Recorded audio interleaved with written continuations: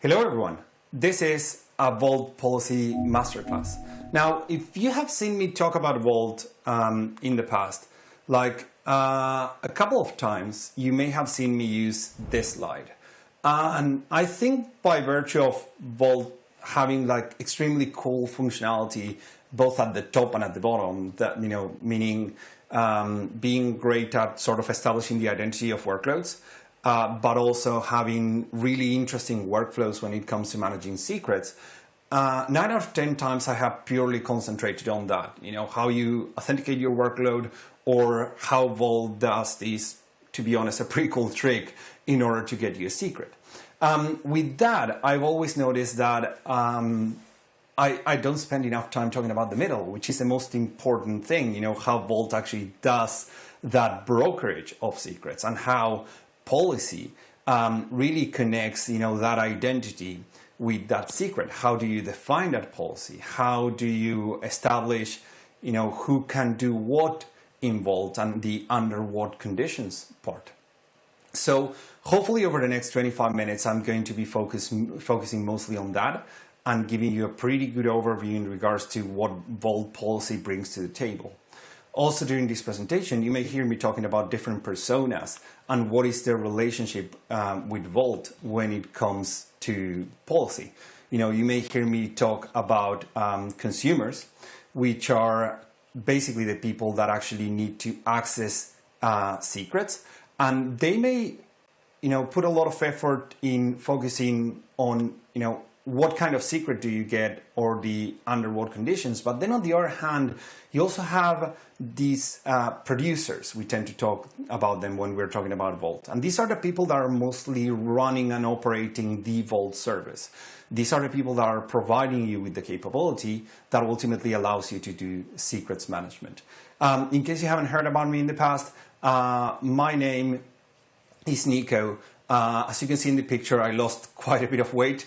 Going through our latest lockdown. My role is I'm the Regional Director for Solutions Engineering here in EMEA for HashiCorp. That means I have a team of about 25 people and I should mostly be approving expense reports, but they do let me play with engineering every once in a while. I had the chance to merge a couple of things into the Vault open source tree. So as I always say, like if you're using the console secret engine or the Nomad secret engine, you're very welcome. If I broke something for you, well, I'm truly sorry. Believe me, it was for the right reasons. Throughout, about 3.5 years in HashiCorp, I had the chance to help operationalize a large number of Vault deployments, and that has given me sort of a wide-ranging experience in regards to how to use the product, working with some of your colleagues in the industry. And you can reach out to me in the usual means. I'm available on GitHub. You can send me an email. I'm also on Freenode, mostly. I'm old-fashioned. I use IRC. So what are we going to be talking about today? Well, mostly I'm going to try to give you, an overview of the Vault policy system. This is not going to be in depth because I am assuming by this point that you have some experience working with the Vault policy system. So I'm not really going to go in much depth, but I am going to give you the essentials because it happens to me, right? Like, you're using Vault for a while. Sometimes you don't go back to the documentation and you don't realize we released something really cool. And this is the kind of things that often don't show up in the change.me, but they do show up in the documentation. We're going to go into some of the more consumer based use cases, how policy affects kind of storage or retrieval of secrets. We're going to talk about scope of how to define policies. We're going to talk a little bit about how you set the organizational policy, which again might not be relevant to individual secrets, but might be relevant to the overall usage of Vault within the organization. As it's usual when I'm talking, I'm going to try to apply scale without friction. So we're going to assume that everyone using Vault in your organization is an adult. And we're going to just provide them guardrails so they can use Vault appropriately. We're going to try to go through some of the cases where, you're not setting up yourself for failure as you are scaling. And as usual, this is all documented. 9 out of 10 things in this presentation are in the documentation, and they're all HashiCorp sanctioned. So let's go quickly into some of the basic concepts of managing policy in Vault.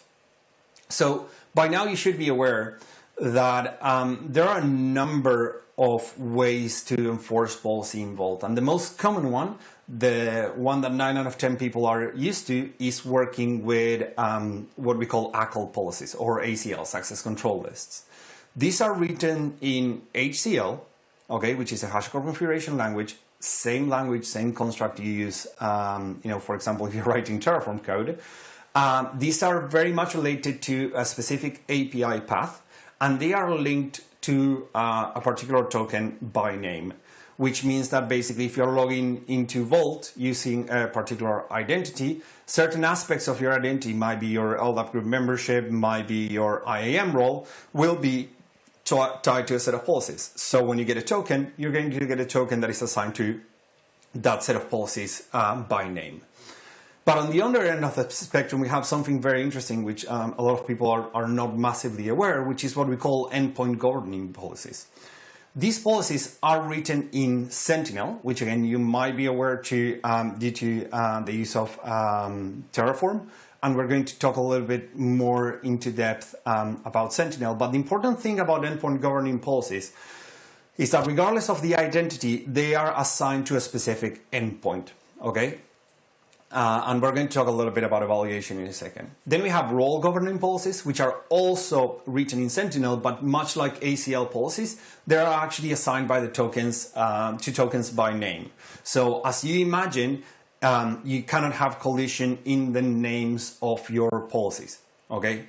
And ultimately, you have the root policy. And a lot of people have seen this, and the truth is, the construct of a root policy is not written. It does not exist in written form. It's rather a reference that allows to bypass the policy system. And that's why, you never use the root policy. The root policy is only assigned to root tokens while they exist. And as long as, as soon as you have any kind of superseding policy, as soon as you have written any kind of policy, the first thing you do is revoke that root token. That root policy is in case of emergency and only aligned to the root token. You would never issue a token or set up a role where that role is assigned to the root policy. Again, it's just overriding everything. So you need to know that the root policy exists, but you need to know that that is the thing you never use, unless you're using a root token in case of emergency. So we have a couple of sort of policy systems, and we have policies that act at different times. So it's always good to have an idea of like when and how and at what time a certain policy is enforced or even evaluated. So when you're doing an authenticated call with Vault, the first thing that's going to happen, and that means you have a token, is that I'm going to evaluate the policies aligned to that token. First, the ACLs, then the role governing policy that is assigned to that token. Once I pass both of those policies, then there is a further layer of oversight, which is the endpoint governing policy. So regardless of your identity, as I mentioned, if this endpoint has specific policy, and we're going to look into some examples, we're going to evaluate that. If you get a pass on the 3, you just go ahead and carry out the operation. But the interesting thing about endpoint governing policies is that they also affect non-authenticated calls. And of course, if you're not authenticated, you have no role in Vault, you have no token. So there is no level of policy enforcement except endpoint governing policies. Okay, so endpoint governing policies, just very quickly, like if you have certain status endpoints or things that traditionally would be open in Vault, but you want to restrict, let's say, to a specific IP or CIDR or something like that, guess what? That's a great use case for an endpoint governing policy. Now, this is a lot of policy. You may be thinking, oh, this is actually a lot of work to maintain. And honestly, it's kind of the other way around, because one of the first questions I get asked when I start talking in depth about it is like, who is supposed to write this? Well, the answer is actually a combination. And as we said, there are sort of different people that interact with Vault in different ways. And even if your team is small, you will notice that you kind of play that role of producer or play that role of consumer, depending on what you're doing. In most sort of large deployments, you will have a team that is running Vault for you, and then your scope might be just consuming secrets. So when we talk about who manages policies, it's always important to understand, what's kind of the delineation of scope. And what should I care about? So if I'm running a Vault service that is going to be consumed by a large number of teams, i.e. I'm a producer, my scope in terms of what I should be writing policy for, well, it's mostly for these three things. Okay, I need to be enforcing organizational rules. For example, I was working with a large bank and they were telling me like, Vault is a super powerful thing, but we don't want to allow people to use everything from the get-go. Okay, so maybe we start with the AWS secret engine, right? So we allow that. And I'm going to show you a couple of examples of how we did that back then. We're going to talk about policies that are specifically related to the service, which is what we care about. But ultimately, and very importantly, if you want your Vault deployment to be successful, you have to assume that the people that are using this are going to be adults. So you have to promote a certain level of autonomy and responsibility. Okay, I'm not going to tell you how to configure your AWS secret engines, but I am going to tell you that you can only use AWS. I enforce organizational policy, and I let people get as much freedom as they can in order to be successful. Because guess what? In this world, if you provide a central service that is not useful to people, people are going to stand on our Vault cluster. And that's exactly what you want to avoid. So then we have a layer of sort of consumers, which are more concerned about the workflow, and potentially they're going to be looking at, more of this application is able to write, this application is able to read, this application is able to encrypt or decrypt, or potentially they are going to coordinate across, a number of smaller teams that ultimately potentially are running microservices like app owners or something like that just have like a narrower scope of policy. But the idea about this is still, this should be mostly self-service. You don't want to have a system running where, in order to get anything done, you want to raise a ticket. Remember, this is ultimately replacing a system of coordination when it comes to secrets. And while it's not directly related to policy, I would be sort of negligent if I didn't mention namespaces. Okay, and this is ultimately what allows that level of delegated oversight. Remember that you're going to have, this set of consumers that want their own Vault, and they're going to get their own Vault. They're going to get access to their own sys policy endpoint, and they're going to manage their own policies, if you will. That's why it's very important for producers that want to enforce organizational policy to leave those policies, as much as possible outside the consumer workspaces. And that's, a great example of where EGP actually comes into play and gives you a good overview of that. So let's talk about ACLs for a second. And with that, I'm going to just review the basics so everyone has like a certain baseline in terms of where we are. So as we mentioned before, ACLs are directly tied to a path, and by name they are linked to a token or a particular role in Vault. Now this path may include certain global wildcard characters, where you have the plus character that matches sort of a single hierarchy, like a single path or a single word in your path. And then you have the star character, which you cannot put anywhere in the path. You can only put at the end, and to delimit that, anything that comes after this, it's cool. It's subject to the same rules. Okay. Over that path, you're going to express a certain name of capabilities. These map directly to HTTP verbs. So as you can imagine, create, update, match to put, post, read, match to get, list to list, delete to delete. But we have two more, which are like specific denies. For example, if you have like a star path above, you can put a specific deny on the bottom, and the deny has precedence, because deny always has precedence involved. And then you have this pseudo capability. This is very interesting because, for example, you can do a /sys star and give access to all the system API endpoints, but some of them require pseudo. So this is where you can, like the higher, you can separate sort of higher privilege from lower privilege. If you go to the API documentation, you will find marked very clearly which API endpoints actually need pseudo. It's not a pseudo operation as we're used to sort of in the Unix, Linux world. It's just, this particular person has pseudo access to this endpoint, which means it can carry out elevated operations. Now, Always remember that ACL policies are modeled around API calls. So as we said, we have the path with the global wildcard, we have the capabilities with the HTTP verse. But then we have the actual parameters that are coming in the sort of API call. And Vault can restrict, what parameters are allowed to be used, what are required, like you have to provide information on this parameter, and which ones are denied. Like you cannot write a value that looks like this. And then you have another aspect, which is response wrapping. As you all know, you can get a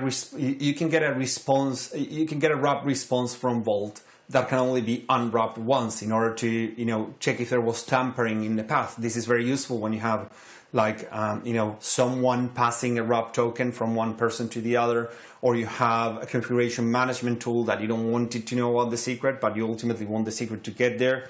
So you can establish like minimum and maximum response wrapping times. So when a consumer asks for something, they can maybe wrap the secret up to 15 minutes, because the organizational policy might be if the secret is not consumed in 15 minutes, it cannot be consumed anymore.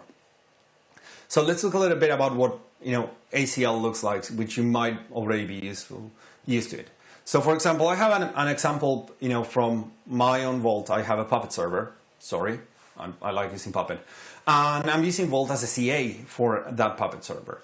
So for example, I have an intermediate PKI, an intermediate CA in my house, okay? And the Puppet server is allowed to, issue certificates in its particular role. So it can create, read, and update. And, it can also read PEMs, okay? And that's just a simple example of the policy. I have an API path. I'm allowing something to do a certain operation on that path.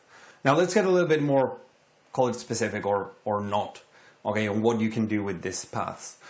So for example, in this case, I'm giving someone access to create any kind of key. Like if you look at the top example, right? I have transit, which is a traditional mount point. I have my keys, defined API word, and then I have a plus, which means any name. And I'm allowed to create any kind of key, but with certain constraints. So for example, I have, when I'm creating a key, I have to ensure in this case that, I'm not allowing plain text backup. So if I'm sending a true in that operation, guess what? It's going to fail. Okay. Even if I have access to create keys, I cannot create keys that allow plain text backup. And also on the type, like I can specify multiple values and say like, yeah, you absolutely can create keys as long as they are AES 256 or like, RSA 4096. And then I have a star, which is basically telling, look, the OR parameters, like you're free to do whatever you want. But the ones I care about, like, are those, and those are the ones I'm going to enforce. And I have another example there with like, using the encryption function in any of those keys. Like, I can just go ahead and encrypt things as long as I'm not specifying the key version, which in Vault terms means you're always using the latest key version to encrypt information. So a couple of examples there. Something very interesting we introduced about a year and a half ago, which was the possibility to actually template some of those functions in order not to have to continuously write policy. So an interesting example here, and just so you're aware, when I started this presentation, I pretty much went back to 4 years of my inbox with questions of like, how do I do this in policy? And I went and started bringing up some examples. And this was a very interesting one where someone told me like, hey, I want to like tag people to get access to a secret. Like, I don't want to have, like specific policies per groups. Like, I just want to use some pattern in order to write less policy. And I went like, oh, that's actually a great challenge. So if you're familiar with the Vault entity system, you can actually add sort of metadata to your entities. And this metadata could apply to a group, or it could apply to a user. Now, you can bring in that metadata information in the Vault policy through templating. So for example, here I just created a key value pair that is called application, and it's APMA. And I'm basically putting that information in the path. So every time someone tries to write to, let's say, /secret/APMA or APMB, if they are not tagged properly in the entity, this policy will fail. Okay, and this is a very interesting technique in order not to have to continuously write policies that maybe you don't need to, because you can template that and use sort of predictable strings in order to do that.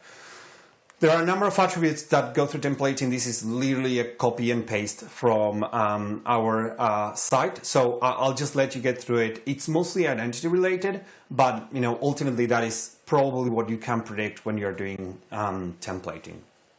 So with that, let's go a little bit into Sentinel. And this is something that a lot of people may not be used to, because this is actually only in the commercial version of Vault. But the key points about Sentinel is first things first. Like our ACLs there are pretty static. Like based on a path and identity, you can do this or you can't do that, right?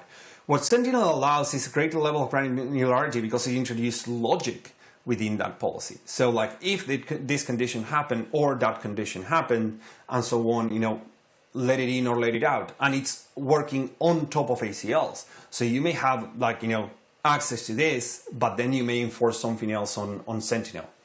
The way Sentinel is designed is ultimately a rule system. Okay, you have to think when you're writing a Sentinel rule, like, is this going to end in true or false? And based on that, if I have a false, I'm not going to go forward with the operation. If the main rule in Sentinel, and we're going to see a main rule in a second, is not true, we're not going to go forward.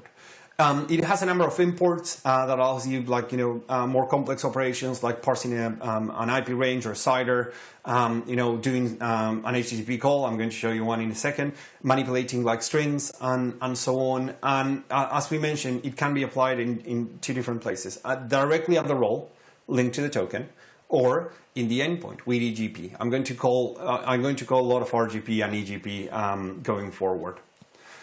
So let's look at a Sentinel rule, and let's look at, kind of the under what conditions. And as you can see here, I'm also using kind of that template where in this rule, I'm saying, if I'm requesting, and this is specifically for SSH, if I'm requesting to sign an SSH key and the valid principal doesn't match the entity name, is that if it's true, let go. If it's false, don't. Okay, so in ACL, you may have access to signed keys, but in Sentinel, you're introducing an extra layer of granularity where you're saying like only if this looks like that, right?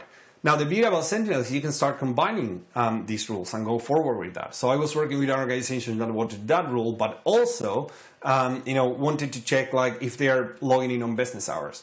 So as you can see here, I created more rules, and I'm saying, I have a workdays rule, which is, time is between, Monday and Friday, and work hours. And you may have seen this example a lot while talking to us. Work hours is 9 to 5. Okay, and now I'm adding a rule saying like if my previous rule and work days and work hours are true, then let me go forward with this. So this is how you can use Sentinel to actually combine a number of rules or a bit of logic in order to provide a true or a false and grant access or not. Now, part of my rule was superseded by something that we shipped later, which was that we can actually now put, templates into the allowed users parameter in Vault. So, someone did this and basically sort of superseded that rule. I would like that better. It's even super simple. But yeah, that's I wanted to use that just to show you an example of like how you can author a Sentinel rule. In my experience, Sentinel is used more and more at sort of that level. If we go back to namespaces, you will see that there is this group that is ultimately managing my Vault for people. And as I mentioned, this group doesn't really want to start writing policy that can be modified in the child namespace, if you will. So we had a very interesting case way back then where they wanted to actually delegate namespaces, but they immediately thought like when this starts scaling, people are going to start creating like child namespaces for everything. So like they created a rule where in every you couldn't create child namespaces for existing namespaces that were delegated. So just another interesting example. But I would like to bring another one that we used with SSH, and this is fairly recent. As I mentioned, we do have an HTTP import. So potentially, if you have an SSH signing request, and you want to really check if that signing request is going to be tracked or is legit, you can just grab that IP from the request and post it via HTTP to a system. right? Like a ticketing system. And I actually stubbed this with Sinatra and Ruby to test it. So ultimately, if a ticket exists around that server, well, guess what? You get access. And if you don't, see what I did there. So it was a very interesting case when I started trying. So something really cool that you can do with Sentinel. Another example, and I kind of mentioned this, what if I only want to allow certain secret engines, but on top of that, maybe I just want to allow seal wrap data. Okay, seal wrap, for those of you who aren't aware, is the functionality of Vault that allows to encrypt data in a manner compliant with FIPS. Maybe I'm giving this team access to very sensitive data, so the only way I want them to store data in Vault is seal wrapped. So when they go and create a mount, and they should be totally able to, because you want to give that level of delegation, well, you can absolutely go and create mounts as long as they are seal wrapped, or as long as they are AWS or SSH. So some examples about how you can use Sentinel here. There are a couple of builds in Vault which are not related directly to the policy system, or it's not written policy, but it is policy functionality that you should be aware of. And one of these is control groups.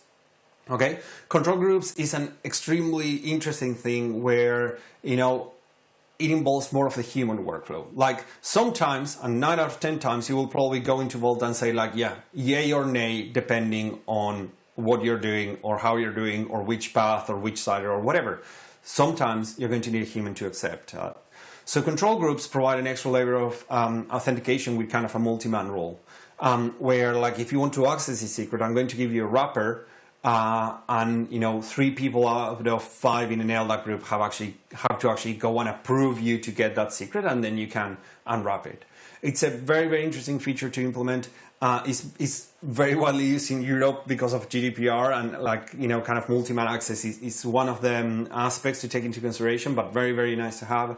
And another very interesting thing that not a lot of people are aware is that on the audit side, you can actually get straight information from the HTTP call. You can configure custom headers that are passed directly to the audit backend. So when people are going through the audit trail, you can provide certain contextual information into that API call that allows the person that is reading the audit side, and remember, these are generally 2 different people, okay, to understand why was that happening. So it makes audit so much easier. So it's something to really, really take into consideration. So to wrap up, as I'm pretty much on time, as usual, with great power comes great responsibility. The beauty of Sentinel is, again, you want to give that freedom. You want to allow people to move as fast as they can. So the cool thing about Sentinel is we can provide those guardrails in order to allow people to do that. But even if you're using ACL, just think of some of the examples I showed you.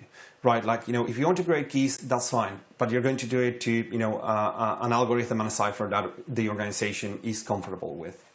As usual, Vault is a security product, so we try to accelerate people as much as possible, but there's always security procedures that need to be taken into consideration. Policy really doesn't need to be that complex. We showed it with sort of the way you write Sentinel, which is pretty readable. We showed it with templating policy. It doesn't really need to be that complex. Okay, just ensure it enforces what you need to enforce.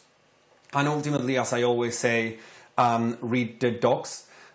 This presentation is current as of October 2020. So if you're not in October 2020, go back and read the docs, because a lot of things change in Vault. We release a lot of software every month. So please go and have a look at the docs to see if anything changed. So with that, I would like to thank you very much. I hope you're having a great time in the conference. And I think I'm going to be around for questions. So hit me up.